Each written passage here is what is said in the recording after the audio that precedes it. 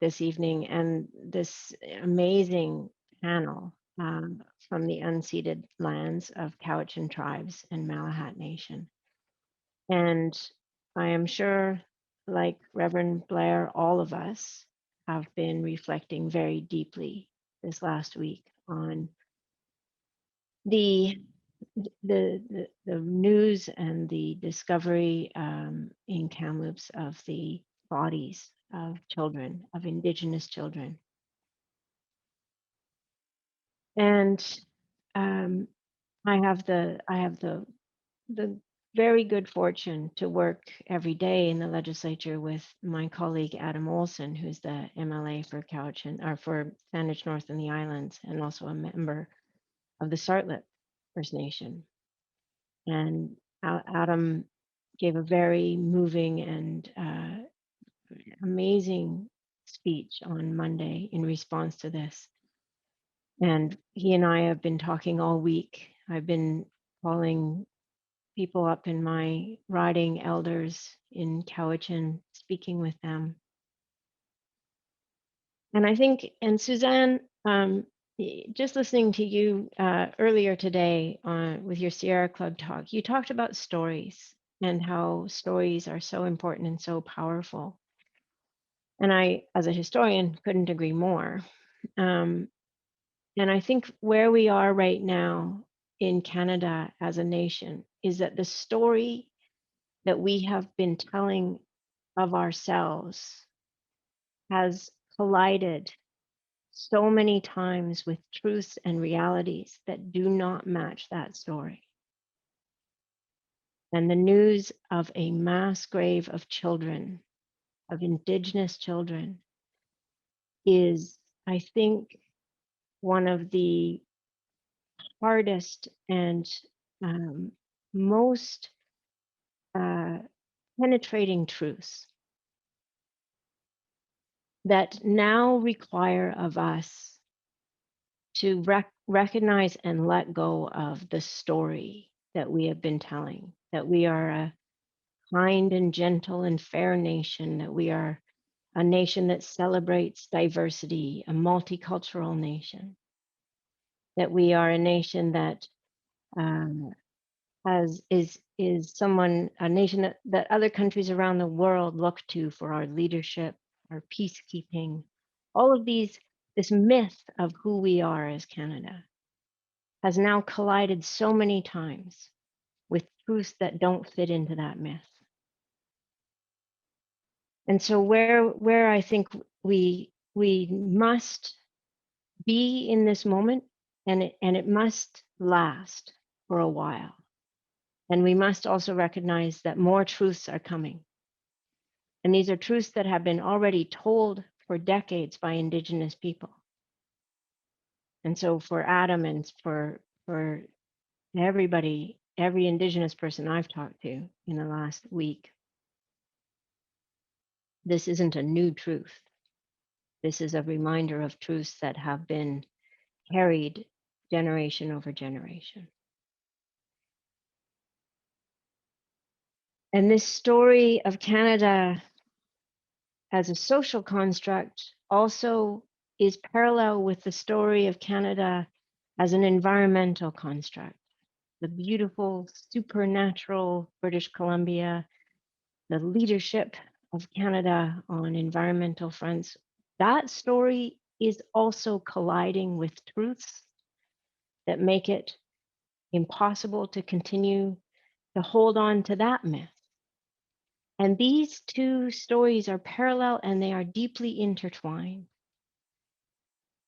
That our history of colonizing, our history of displacing Indigenous people from their lands and their communities, of removing children, is absolutely entwined with our history of how we have treated land and the resources and the natural systems and the ecosystems. And so here we are in this moment when we know we are not leaders on climate change action. In fact, we are one of the greatest laggards. We are deeply subsidizing an oil and gas industry in this country. We know we're not leaders in sustainable management of our lands, our forests. We know we're not leaders in protecting water, even though we have some of the largest reserves of fresh water in the world. We have treated it as though it doesn't matter.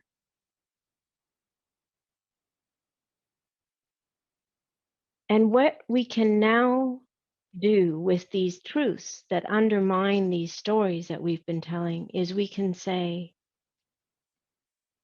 we must now begin to write a new story for the future. And that new story must be honest and must be truthful and must incorporate the truth of our past.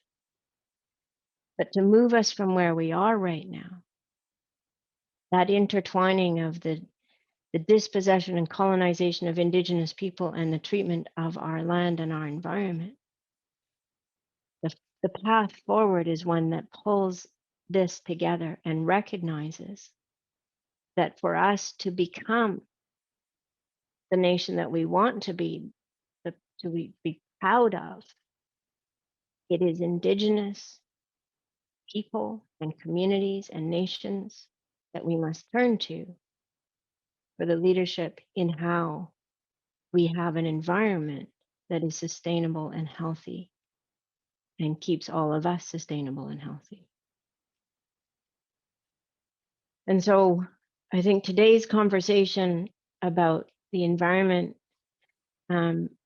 must not in any way be dislocated or dislodged from our conversation about colonialism and use of the conversation that you are facilitating about anti-racism, about bringing us all together, because we will write a better story if we are writing it together.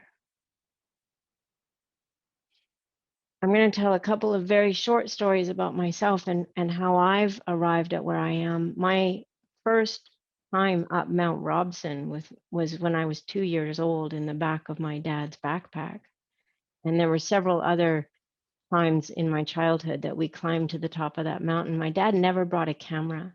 And I asked him about it once, and he said, when I can't picture it anymore, then I know it's time to go back. And I have these deeply embedded memories of hearing the sound of running water when we're sleeping next to a creek running down that mountain and feeling like I'd come home. We spent my childhood outdoors as much as possible on mountains, in forests,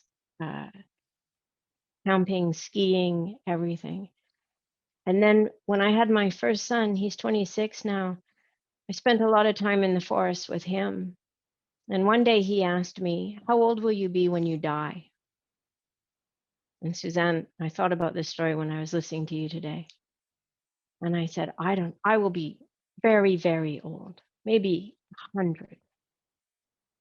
And 4-year-old Nicholas says, oh, well, then you'll be like a nurse log because your children and grandchildren and great-grandchildren will be growing out of you and you'll be part of us. I think we understand our connection to nature and the environment. I think of course, it's in us. We unlearn it because we are told stories that separate us. We are told stories that we can't possibly have protection of our environment and a healthy economy, so we have to make a choice. I don't believe that story. I can't believe that in 2021, we can't imagine ways of having a healthy economy without a healthy environment. I can't believe we lack that imagination collectively. And one of the reasons that I have found myself in politics where I never imagined I would be was because of a threat to our community's health and well-being with the permit for a contaminated landfill for 5 million tons of soil to be put at the headwaters of our drinking watershed in Shawnigan Lake. And I just thought, I can't stand by and let this happen. But while I joined with the community and built community and rooted our efforts in love for our our water, our lake, our community, each other, I realized that there were structural issues at the provincial level that were contributing to these outcomes. And one of those was something called professional reliance. And that led me to want to run for office and reform that, which I'm proud to say is one of the things I've been a participant in. There is a new Professional Governance Act, which ensures that the kinds of conflict of interest that led to what happened in Shawnigan shouldn't be happening anywhere else. But then once I became an MLA, I started to recognize that our political system, the way that we do governance, isn't equipped to meet the urgent issues and crises that we face today. Our politics is for the most part divorced from the past and unconnected to the future that we are shaping with every single decision that we make. Our politics operates on sometimes a 4-year cycle, sometimes even shorter. And we have lost the connection that we need, that Suzanne talks about, that exists, as we all know and feel when we go into an intact forest. The connections that exist in nature. Everything touches everything else and has an impact on everything else. It is the same in politics. And yet we divide everything up into jurisdictions and silos and different ministries. And we make decisions as though they exist in isolation from the past, and more importantly, from the future, and from every other decision that's being made.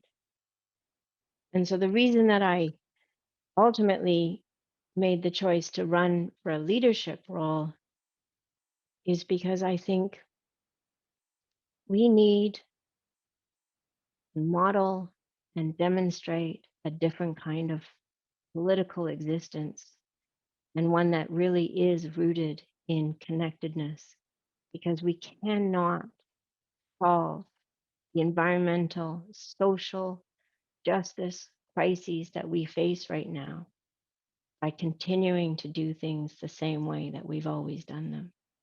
So, on that note, thank you so much for inviting me to be a part of this discussion and panel this evening.